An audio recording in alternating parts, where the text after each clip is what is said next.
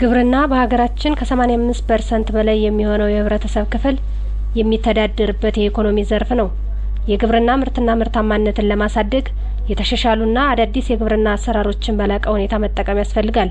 ስለሆነም በምስራቅ ጎጃም ዞን በደብረ ኤልያስ ወረዳ የሰብል ምርትና ምርታማነትን ለማሳደግ እየተደረገ ያለው ከፍተኛ የሆነ ጥረት የሚበረታታ ነው።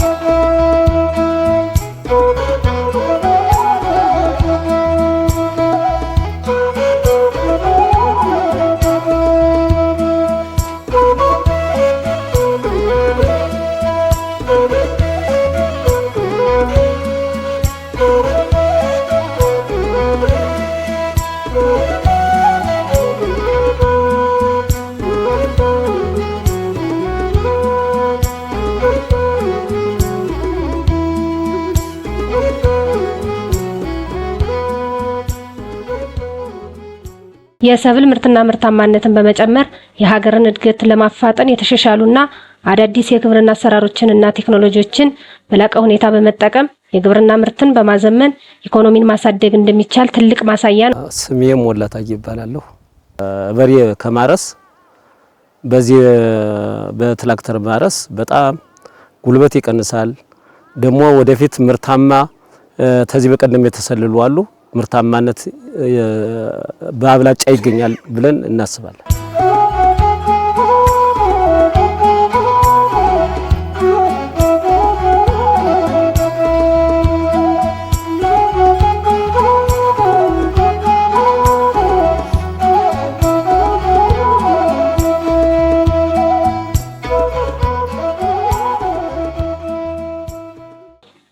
ዘመናዊ የሆነ የአሰራርና የአስተራረስ ዘዴን በመከተል የሰብል ምርትና ምርታማነትን በከፍተኛ ፍጥነት እንዲጨምር ማድረግ ተችሏል። የግብርና አሰራርን ከሞፈር ወደ ትራክተር በመለወጥ የአርሶ አደሩን ኑሮ በመቀየር ቀላልና ምቹ በማድረግ በኢኮኖሚ እንዲበለጽግ ማድረግ ነው።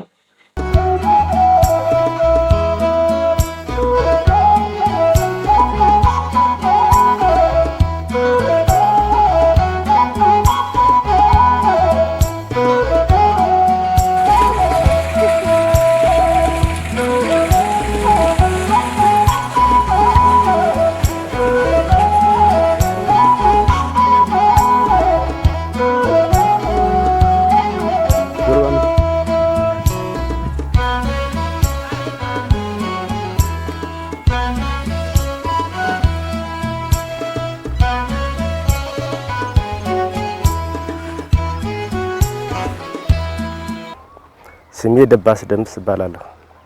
አንደኛ ጉልበትን ይቀንሳል። ዛሬ በበሬ ከማረስ በዚህ በአንድ ደቂቃ ይሄንን ማረስ በጣም ለውጥና ጥቅም አለው። ሁለተኛ በቃ ሰርዶንም ሌሎችንም ነገር በተለያየ ነገር በዚህ ማረስ ብዙ ነገር አዋጭነት አለው። ጉልበትን ከመጠቀም ሌሎችን ደግሞ በቃ ያልሆነ ሰብል ከሚያበቁል በዚህ የታረሰ ምርት እርሻ ቢያንስ ማሳው የ3 አመት በምንም ነገር በቀላል እርሻ እንጠቀምበታለን።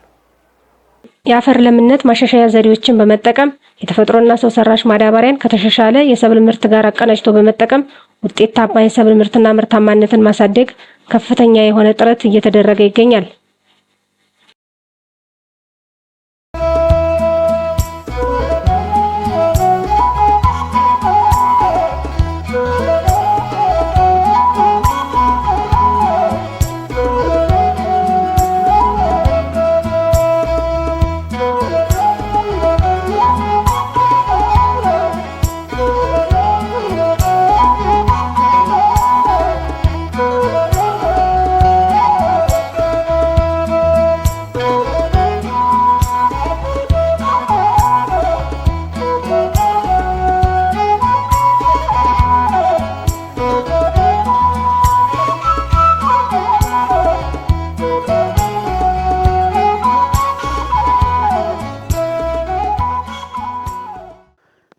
ስሜ ጌትነት ሰዋለም ይባላል። የደብረ ኤልያስ ወረዳ ግብርና ጽሕፈት ቤት ኃላፊ ነኝ።